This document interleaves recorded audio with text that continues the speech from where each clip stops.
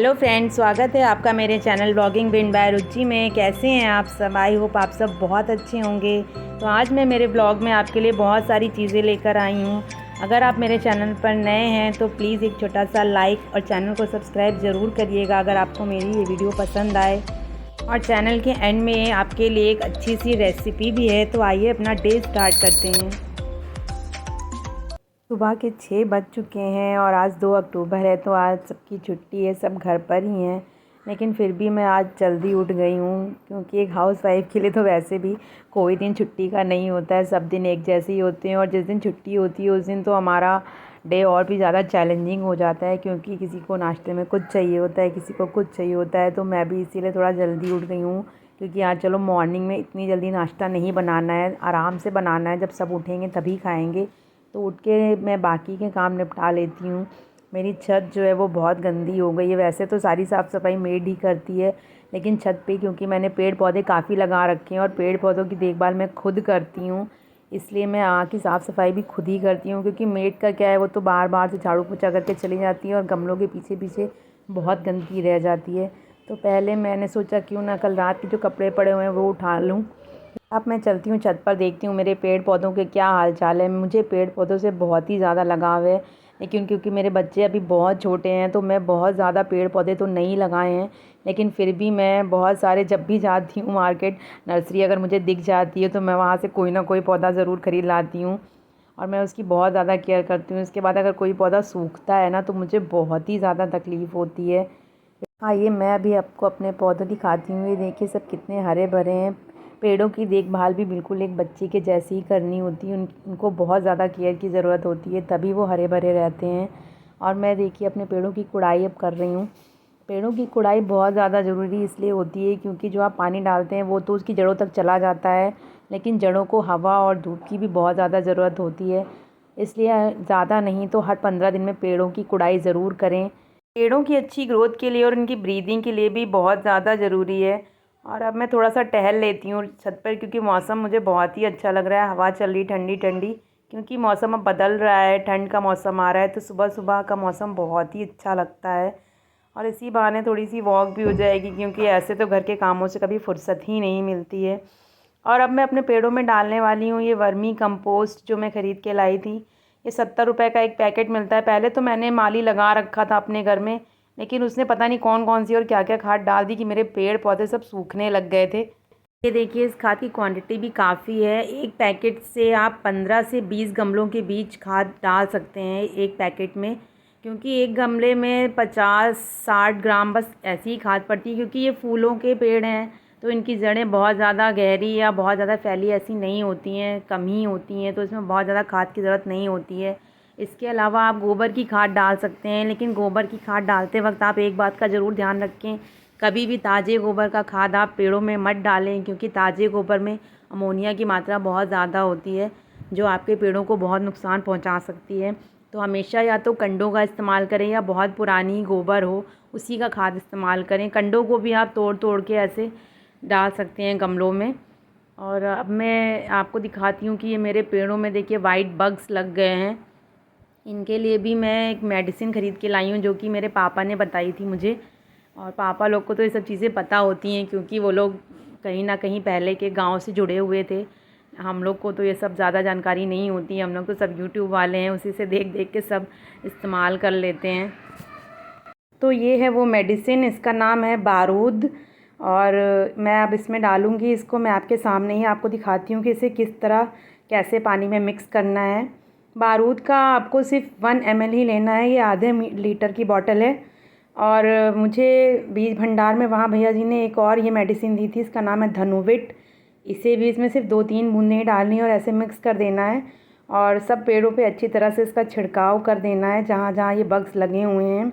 और जहाँ नहीं भी लगे हैं वहाँ भी डाल दीजिए, क्योंकि जब वो बग छूटेंगे इधर उधर गिरेंगे तो फिर से लगने के चांसेस रहते हैं। पेड़ बहुत ज़्यादा केयर मांगते हैं, उन्हें सिर्फ गमले में लगा देने भर से काम नहीं चलता है कि गमले में लगा दिया और सिर्फ पानी दे रहे हैं और पेड़ बड़े हो जाएंगे, नहीं, उनकी बहुत ज़्यादा केयर करनी पड़ती है। देखिए अब मैं छत पर झाड़ू लगा रही हूँ, उसकी साफ़ सफाई कर रही हूँ। आपको देखने में छत बहुत ज़्यादा गंदी नहीं लग रही होगी, लेकिन ये वाकई में बहुत ज़्यादा गंदी है। अभी देखिएगा, जब मैं कूड़ा इकट्ठा करूँगी आपको दिखाऊँगी कि कितना सारा कूड़ा यहाँ से निकला है। पहले मैं झाड़ू से छत पूरी क्लीन करूँगी, क्योंकि बहुत सारे पत्ते हैं। अगर मैं डायरेक्टली पानी से ऐसे क्लीन करने लगती तो पत्ते जो हैं इधर उधर फंसते और फिर वाइपर से निकलते नहीं, फिर तो मेरा काम और भी ज़्यादा बढ़ जाता। ऑलरेडी मुझे बहुत लेट हो चुका है, यहाँ पर 1.5 से 2 घंटे हो चुके हैं, आपको पता नहीं चल रहा होगा। और बच्चे भी उठने वाले होंगे, मुझे पूजा पाठ करनी है, नहाना है, नाश्ता बनाना है, ये सब भी करना है। इसलिए हम लोग को ये देखिए कितना सारा कूड़ा यहाँ से निकला है। अब खाद की बात एक बार और कर लेते हैं। जब भी आप खाद लेने जाएं बीज भंडार या कहीं भी, तो वहाँ NPK इन 3 चीज़ों का ध्यान रखें कि खाद में 3 चीज़ें होनी चाहिए, क्योंकि पेड़ों के पोषण के लिए ये 3 चीज़ें बहुत ज़्यादा ज़रूरी होती हैं। मैं इन 3 चीज़ों की फुल फॉर्म बता देती हूँ आपको। Nitrogen, phosphorus and potassium. तो ये पेड़ों की ग्रोथ के लिए बहुत ज़रूरी होती हैं और अच्छी भी होती हैं। अगर आप बहुत बड़े लेवल पे गार्डनिंग करते हैं तब तो आप और भी बहुत तरह की खाद मार्केट में अवेलेबल है, वो ले सकते हैं। लेकिन अगर आप एक हाउसवाइफ हैं और सिर्फ फूल पौधों के ऐसे पेड़ लगा रखे हैं, तो आप सिंपल सा इस तरह का कोई भी फर्टिलाइज़र ला के डाल सकते हैं। इसमें बहुत बड़ी गार्डनर तो मैं भी नहीं हूँ, लेकिन हाँ छोटी मोटी चीज़ें इस तरह से मुझे मालूम है, जो मेरे पापा मुझे बताते रहते हैं कि ये डाल दो पेड़ों में तो सही रहेंगे। और मेरे पेड़ भी काफ़ी हरे भरे रहते हैं। बस थोड़ी ही बहुत मेहनत मुझे करनी पड़ती है, ज़्यादा मेहनत नहीं मैं करती हूँ इनके साथ, क्योंकि मेरे पास इतना टाइम ही नहीं है। मेरे बच्चे अभी छोटे हैं, मुझे उन्हें भी टाइम देना होता है, क्योंकि उनके साथ खेलना और उनके साथ वक्त बिताना ये भी बहुत ज़्यादा ज़रूरी है। बच्चों को ऐसा नहीं कि सारा दिन मैंने मोबाइल दे दिया, देख रहे हैं और मैं अपना काम में लगी हूँ। इसीलिए मैं आज सुबह मॉर्निंग में इतनी जल्दी उठ के सारा काम निपटा रही हूँ कि मैं अपने बच्चों को भी वक्त दे पाऊँ, क्योंकि एक बार वो जब बड़े हो जाएंगे तो उन्हें अपना स्पेस चाहिए, फिर वो कहाँ हमारे पास बैठने वाले हैं। इसलिए अगर आप भी पेरेंट्स हैं और आपके बच्चे छोटे हैं तो आप भी ये वक्त उनके साथ खूब इंजॉय करिए, क्योंकि ये बचपन उनका दोबारा लौट के नहीं आएगा। वो आपके साथ फिर बड़े होने के बाद ऐसे बैठेंगे नहीं, आपके साथ बात नहीं करेंगे, वो अपनी ही दुनिया में मस्त रहेंगे। और ये देखिए सारा कूड़ा निकल गया है, छत मेरी अच्छी तरह से क्लीन हो गई है बहुत। और मैंने आज छत की बहुत ज़्यादा डीप क्लीनिंग की है, क्योंकि मैं जब भी क्लीनिंग करती हूँ तो डीप ही करती हूँ, ताकि अगले 15 से 20 दिन मुझे और ज़्यादा फिर इसमें हाथ ना लगाना पड़े, क्योंकि इतना समय नहीं होता है मेरे पास कि रोज़ रोज़ मैं छत की धुलाई करूँ। और पेड़ पौधे लगे हैं तो गंदगी तो होती ही है। धुलाई तो मैं 15-20 दिन में एक बार करती हूँ, लेकिन झाड़ू हर दूसरे तीसरे दिन लगा देती हूँ। ये देखिए छत मेरी कितनी चमकने लगी है। और मैं अब आपको अपने फूल दिखाती हूँ कि पूजा पाठ के लिए तो काफ़ी फूल मेरे पास निकल आते हैं। पेड़ पौधों में मैंने लगभग हर कलर के फूल लगा रखे हैं। ये देखिए कितने अच्छी, ये फूल बहुत ही प्यारा है, बिल्कुल गुलाब की तरह दिखता है। मुझे इसका नाम तो नहीं ध्यान आ रहा है, माली भैया लगा गए थे। और ये देखिए कनेर का है, येलो, वाइट, पिंक, हर कलर के फूल हैं, ऑरेंज। और अपराजिता का पेड़ भी मैंने अभी रिसेंटली लगाया। देखिए मेरे हस्बैंड भी उठ के आ गए जब सारा काम ख़त्म हो गया है तब। अब मैं चलती हूँ नीचे, क्योंकि मुझे अब फ्रेश भी होना है, उसके बाद पूजा पाठ भी करनी है। तो अब चल के नीचे का काम निपटाती हूँ। ये देखिए मैं एक बार आपको अपनी बालकनी भी दिखा देती हूँ, इंडोर प्लांट्स भी दिखा देती हूँ। ये देखिए सब कितने अच्छे हरे भरे हैं। और अभी मैं नीचे के पेड़ों में तो खाद नहीं डाला है, अभी एक पैकेट रखा है, उसे मैं अब कल डालूँगी, क्योंकि टाइम अब बिल्कुल नहीं बचा है, ऑलरेडी बहुत लेट हो रहा है। ये देखिए ये टीडिया का पेड़ है, फूल इसमें बहुत ही सुंदर आते हैं, बहुत ही प्यारे आते हैं। और मैं नहा चुकी हूँ, अब टाइम है सेल्फ़ केयर का। ये भी बहुत ज़्यादा ज़रूरी है। अगर आप अपनी केयर नहीं करेंगी तो आप फिर और लोगों की केयर कैसे करेंगी। और अगर ये होता है कभी कभी मेरे साथ कि अगर मैंने मॉर्निंग में बाल अपने नहीं झाड़े हैं तो पूरा दिन मेरा ऐसे ही बीत जाता है। मैं बिल्कुल भी फिर अपने बाल झाड़ ही नहीं पाती हूँ, कोई भी केयर अपनी नहीं कर पाती हूँ, बस ऐसे ही घूमती रहती हूँ। मैं कपड़े धो चुकी थी, वो मैं फैला देती हूँ। मेरे हस्बैंड कुछ बोल रहे हैं।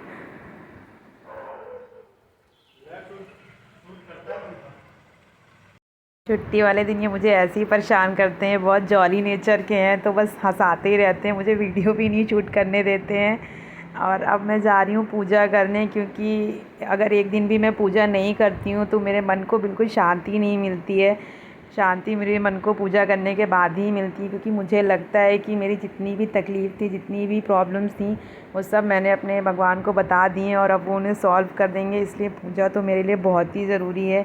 इसलिए मैं मॉर्निंग में उठ के सबसे पहले नहा धो के पूजा पाठ ही करती हूँ, उसके बाद ही मैं अपना डे स्टार्ट करती हूँ। बेटी को टिफ़िन बना के देना, हस्बैंड का लंच बनाना, ये सब मैं पूजा करने के बाद ही करती हूँ। अभी मुझे अपनी बेटी का फेवरेट ब्रेकफास्ट भी बनाना है, तो अब मैं पूजा करने लिए चलती हूँ।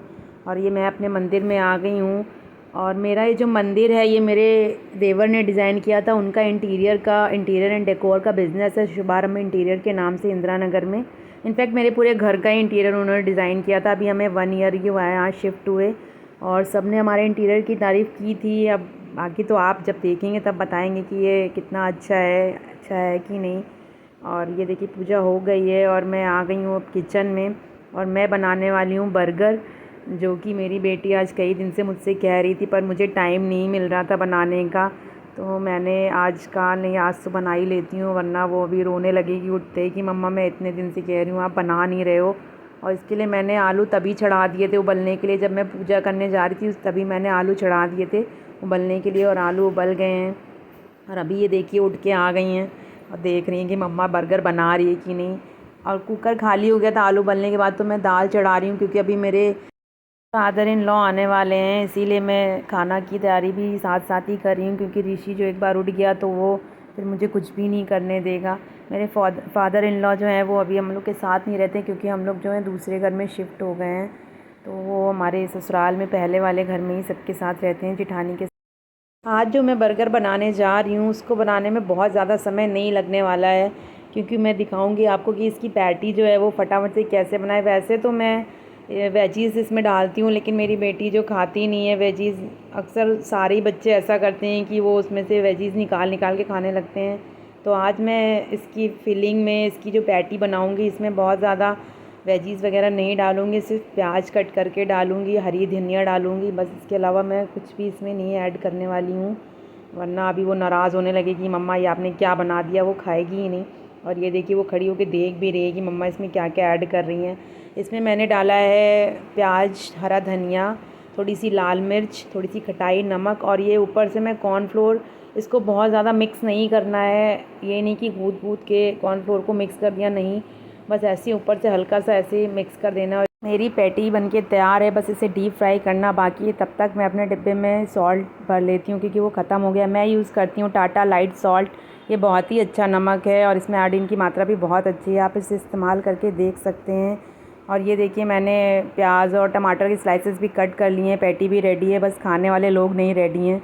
लेकिन तब तक मैं दाल भी निकाल लेती हूँ। लंच की भी तैयारी मैं साथ साथ ही कर रही हूँ, क्योंकि गेस्ट आने वाले हैं, ससुर जी भी मेरे आने वाले हैं। और ये देखिए मेरी बेटी जो है मंडरा ही रही है उधर उधर, लगता है मेरे हस्बैंड भी नहा चुके हैं। तो मैं पैटी फ्राई कर लेती हूँ। ये देखिए मेरी पैटी कितनी अच्छी बनी है, बिल्कुल भी नहीं फट रही है। मैं पहले से ही 2 फ्राई कर चुकी हूँ, बाकी अब मैं आपको दिखा भी रही हूँ कि देखिए बिल्कुल भी ये फट नहीं रही है कहीं से भी। और ये मैंने मेयोनीज़ और टोमेटो केचप जो है मिक्स करके रखा हुआ है, वही मैं इस पर स्प्रेड कर रही हूँ। और इसके मीठेपन को बैलेंस करने के लिए मैंने एक कटोरी में काली मिर्च, पिसी काली मिर्च और काला नमक लिया हुआ है, और वो मैं इसके ऊपर अब डालूँगी, इसमें ऐड करूँगी, क्योंकि इससे जो इसका मीठापन होगा सॉस का वो बिल्कुल भी ख़राब नहीं लगेगा, और बर्गर जो खाने में बहुत अच्छे लगेंगे। मैं प्याज के स्लाइसेस रख देती हूँ, इसके बाद मैं थोड़ा सा और काला नमक और काली मिर्च इस पर छिड़कूँगी, उसके बाद ही मैं इस पर पैटी रखूँगी। और ये देखिए मेरा बर्गर जो है वो ऑलमोस्ट रेडी है, और मेरी पैटी भी कितनी कुरकुरी बनी है, करारी ऊपर से, अंदर से सॉफ्ट, मैं आपको दिखा रही हूँ। अगर आप मेरे चैनल पर नए हैं तो मेरे वीडियो को एक छोटा सा लाइक ज़रूर करिएगा, और मुझे कमेंट करके बताइएगा कि आपको मेरी गार्डनिंग टिप्स और मेरी बर्गर रेसिपी और मेरा ये ब्रेकफास्ट तक का दिन ये कैसा लगा। मैं शूट तो लंच तक करना चाहती थी, बट गेस्ट आने वाले हैं तो मैं नहीं कर पाऊँगी, पॉसिबल नहीं है अब मेरे लिए ये। जाने से पहले मेरे चैनल को सब्सक्राइब करना भी बिल्कुल मत भूलिएगा। मैं मिलूँगी आपसे अपने अगले व्लॉग में, आपके लिए कुछ और अच्छा इंटरेस्टिंग लेकर, अच्छी अच्छी टिप्स लेकर, क्योंकि अब दिवाली भी आने वाली है, तो बहुत सारी चीज़ें हैं जो मैं आपके लिए अब लेकर आऊँगी। तो मेरे चैनल को ऐसे ही देखते रहिए, प्यार देते रहिए। तब तक के लिए take care, bye bye and thanks for